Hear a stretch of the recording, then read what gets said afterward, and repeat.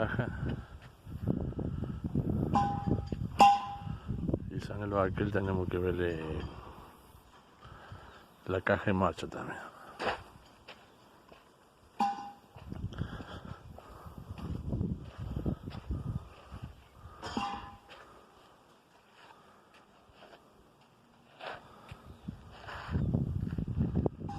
En el medio del campo, querido.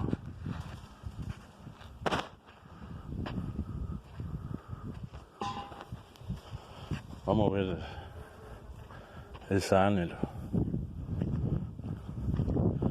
Se le ha roto el alta y baja, ese vamos a tener que ver también.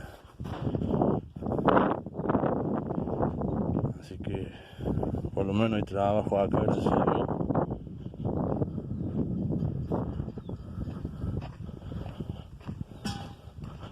Esta es la otra vuelta, le arreglamos la masa. Habíamos subido un video la otra vuelta.